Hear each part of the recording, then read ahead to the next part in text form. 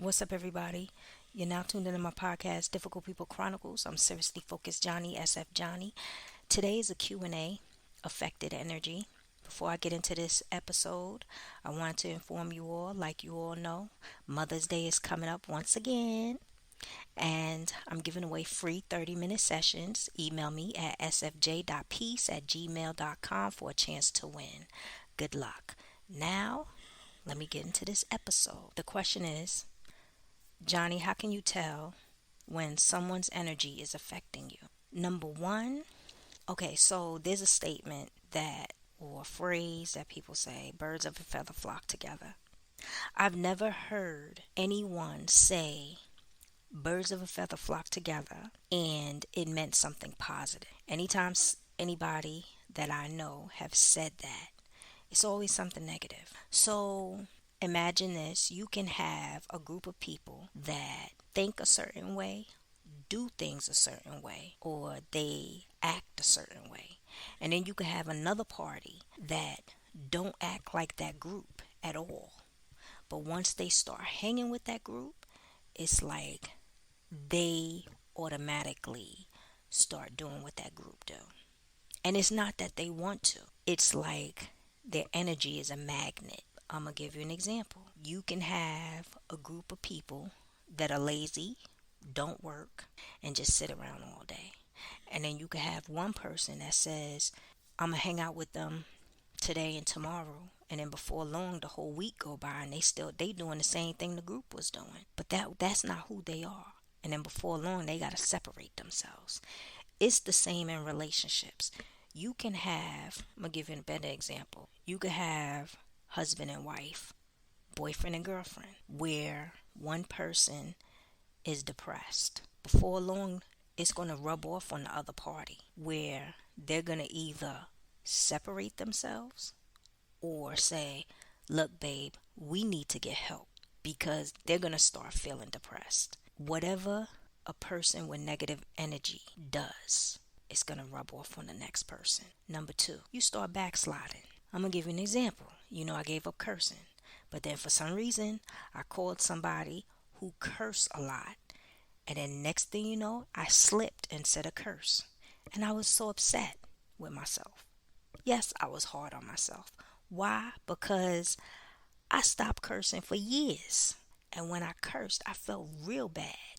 I just said, God forgive me of my sins, and kept it moving.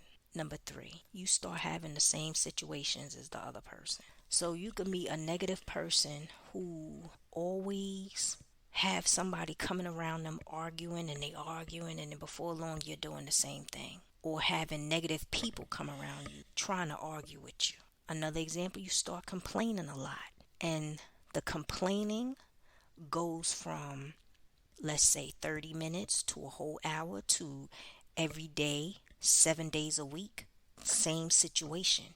You just complaining a lot.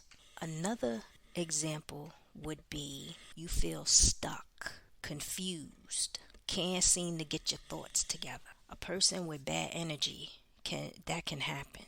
I'm gonna give you an example. When I was living at my old place, for some strange reason, I was living there for a long time. And then one year, the next door neighbor, he decided that he wanted to sell his house.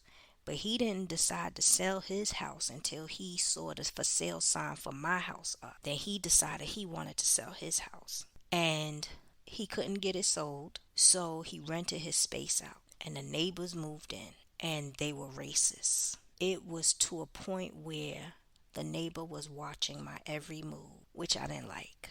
I would go to the store, I would come home, she always had something to say. I come out my house a certain time, she come out her house a certain time, and I just felt stuck. And then on the other side of me was a man, I don't know if he was from England. He had an accent, so I think it was England. When I bought the house and I moved in, I didn't meet him until 2 years later. And he basically said some things without saying some things. And that let me know that there was a lot of nosy people on the block.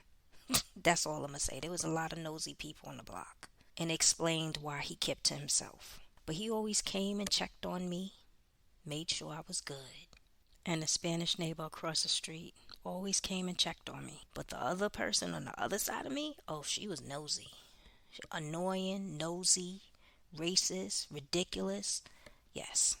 And it was to the point where I felt stuck in my own house. Not stuck inside, I just felt like I couldn't breathe. And then I made a conscious decision to move because the only time I felt good was when I moved off the block. And she would do strange things in the backyard. And that's when I said, yeah, I gotta get out of here because she's starting to annoy me. And then that same year that I put the house up for sale, I would say 3 months before the sale, a tree fell on the roof. And who do you think was the first person that rang the doorbell to be nosy? Yep. And you know what she said? She said, "You must be a God-fearing woman." And that's when I said, something's not right with that chick. But I tell you one thing, she better get up off my lawn. Like, yeah. My last example is when someone comes around you. Let's just say you get a phone call or that person comes around you, and then all of a sudden everything in your life goes haywire. People calling you to curse you out. Your car's not working. You owe a bill. Things coming out the woodwork. And it's always when this person comes around, something goes haywire. And if it's a pattern, you gotta like pinpoint where that energy is coming from. So that's it for today. Hope this helps. If you need more information, email me sfj.peace@gmail.com. Sign up for a session. Go to my website. Check my store out. Check me out on YouTube. Like, subscribe, smash the notification. All the links is underneath. Have a blessed week. Love me more and I love you more. Later.